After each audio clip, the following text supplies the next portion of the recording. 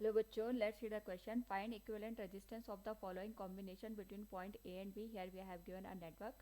Now to answer this question, first we will discuss here the key concept, and here the key concept is given as R equivalent. R equivalent में हम यहाँ पे series और parallel में जो भी resistances connect होते हैं उनका इक्विवेलेंट निकालते हैं. तो सीरीज में हमारे पास जो इक्विवेलेंट होता है that is given as R1 plus R2 plus R3 and so on.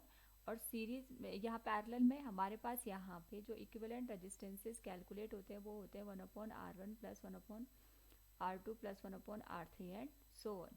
इस तरीके से यहाँ पे अगर हम ऑब्जर्व करें तो हमारे पास ए बी के करस्पॉन्डिंग हमें इक्विवेलेंट रेजिस्टेंस निकालना है. तो यहाँ पे क्योंकि 2 ओम का जो दो रेजिस्टेंस दे रखे हैं ये ओपन यहाँ पे नेटवर्क है, तो यहाँ पे कोई भी करंट फ्लो नहीं करेगी, इसलिए हम इनको यहाँ पे इक्विवेलेंट रेजिस्टेंस में काउंट नहीं करेंगे. जो भी हमारे पास सर्किट होगा वो 4 ओम से लेके यहाँ पे 1 ओम, ये 1 ओम, इसको हम इंक्लूड करेंगे. यहाँ क्योंकि कोई करंट नहीं फ्लो करेगी इसलिए हम इनको यहाँ पे काउंट नहीं करते हैं. अब हमें यहाँ पे आर इक्विवेलेंट निकालना है ए बी के करस्पॉन्डिंग. तो सबसे पहले जब भी हमें इक्विवेलेंट रेजिस्टेंस निकालना होता है, जहाँ पे हमें निकालना होता है उसके जस्ट अपोजिट एंड से हम स्टार्ट करते हैं. तो सपोज यहाँ पे आर इक्विवेलेंट हमें ए बी के टर्मिनल के करस्पॉन्डिंग निकालना है, तो इसका जस्ट अपोजिट एंड हमारे पास 4 ओम, 1 ओम और 1 ओम रिप्रेजेंटेड है. तो जो भी करंट आएगी तीनों में यहाँ पे सेम करंट फ्लो करेगी. इसका मतलब ये जो तीनों हमारे पास रेजिस्टेंसेज हैं इनका एक एक टर्मिनल आपस में कनेक्ट है और करंट का अमाउंट यहाँ पे सेम है.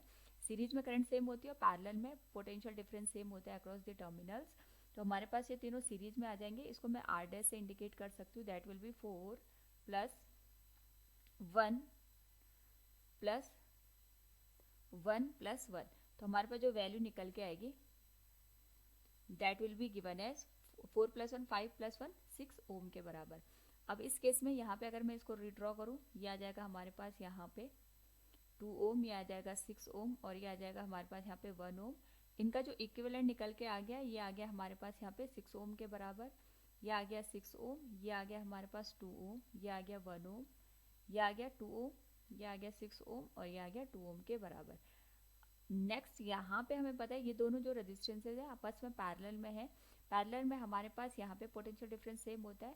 इसका जो इक्विवेलेंट आएगा वो आएगा, हम यहाँ पे शॉर्टकट मेथड यूज करेंगे. 6 into 6 divided by 6 plus 6, 36 divided by 12, value आ जाएगी 3 ओम के बराबर.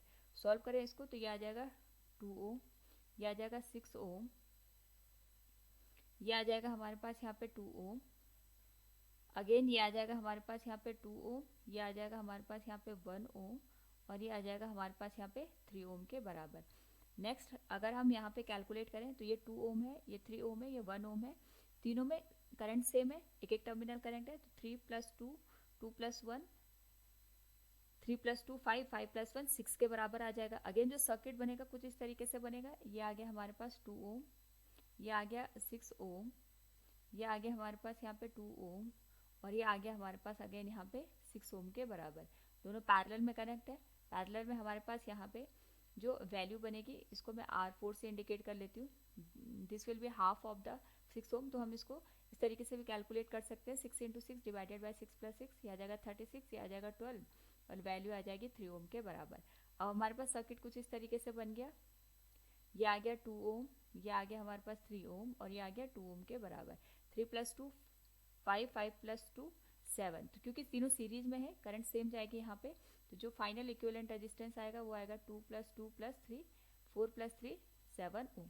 सो from the question we can say here जो हमारे पास ए बी के करस्पॉन्डिंग इक्विवेलेंट रेजिस्टेंस होगा वो 7 ओम के बराबर होगा. Hope all you understood it. Thank you and best of luck.